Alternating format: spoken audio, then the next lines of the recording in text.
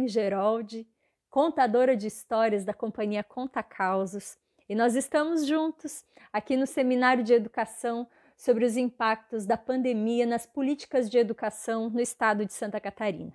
Eu agradeço mais uma vez a UFSC por essa oportunidade de encontro com vocês através das histórias.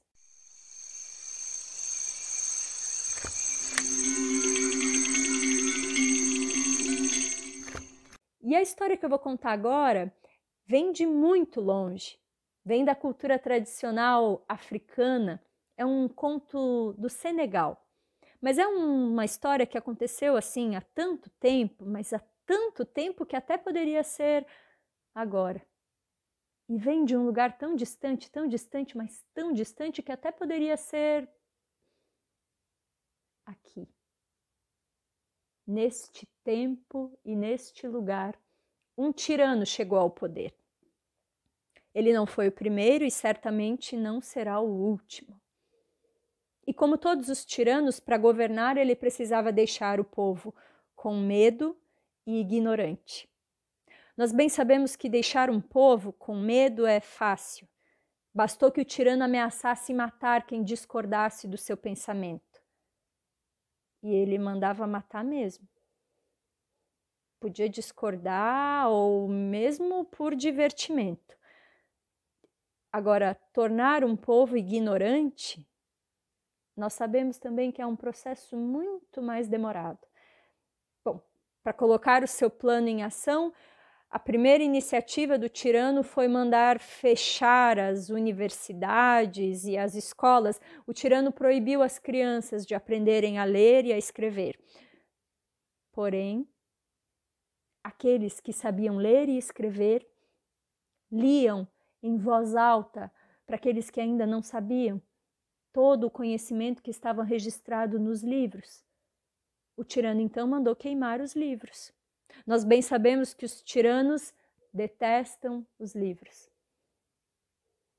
Vieram então os artistas, os contadores de histórias, os conversadores, todos aqueles que haviam guardado de memória todo o conhecimento que haviam lido outrora nos livros.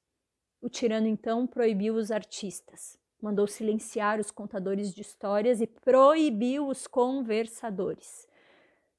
Porém, à noite, as mães, quando iam colocar os seus filhos para dormir, sussurravam no ouvido das crianças histórias e lendas e conhecimentos e sabedorias de outrora. O tirano então proibiu as mães. Alguém disse, não, senhor, não podemos proibir as mães. Sem as mães o país está perdido. O tirano então mandou cobrir as mães e deixar apenas as mãos e os olhos de fora. Bom, e para executar o seu plano de emburrecimento do povo, o tirano começou a espalhar espiões e interventores por todo o país. Uma tarde, um espião viu que uma velha professora ensinava as crianças da sua aldeia, escrevendo na areia da praia e apagando a lição no final do dia. E o tirano decidiu que a velha deveria receber uma punição exemplar. Mandou chamar o povo em praça pública e mandou trazer a velha professora amarrada.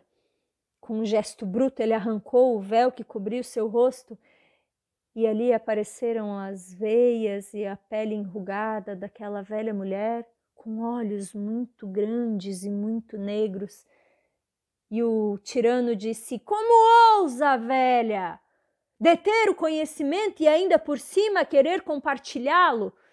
A velha disse, não, senhor, o meu conhecimento é apenas uma gota diante do oceano do conhecimento.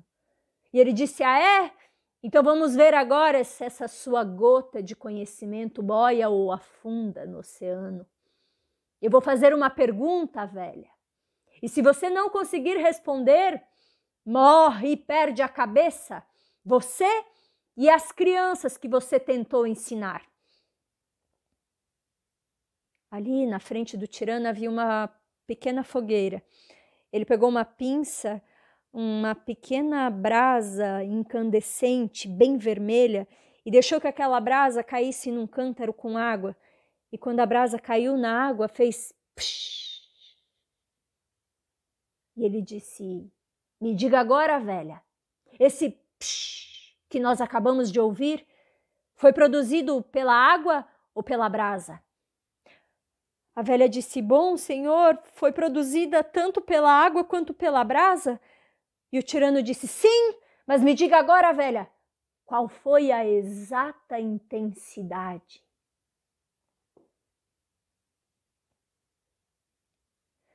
Era impossível responder uma pergunta como aquela.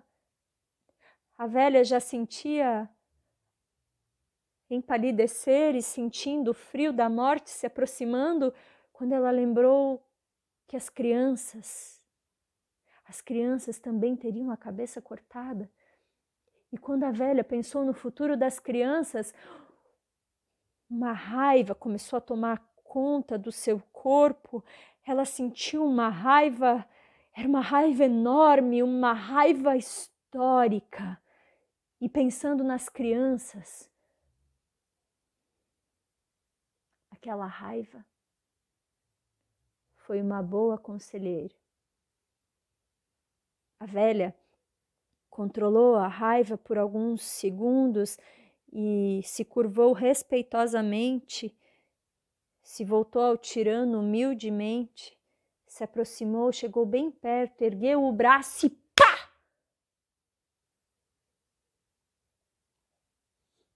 Senhor, esse pá que acabamos de ouvir foi produzido pela minha mão ou pela sua cara?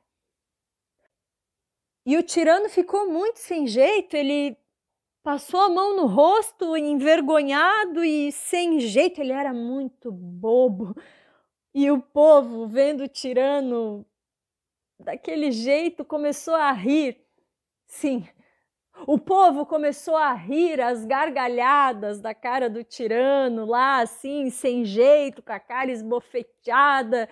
E o povo ria, e eles eram muitos. Sim, eles eram muitos. E eles riam às gargalhadas, e rindo, até o medo se dissipou. E assim, rindo, eles se jogaram em cima dos soldados, dos generais, e se jogaram em cima do tirano, os amarraram, tiraram as suas roupas e os largaram nus pela floresta. Dizem que certamente os jacarés os devoraram. E nós não vamos chorar. Não. Dizem que naquele lugar, naquele país, todas as crianças que nasciam aprendiam que ao povo resta sempre a raiva e o riso. Eu desejo a todos um excelente seminário e daqui a pouco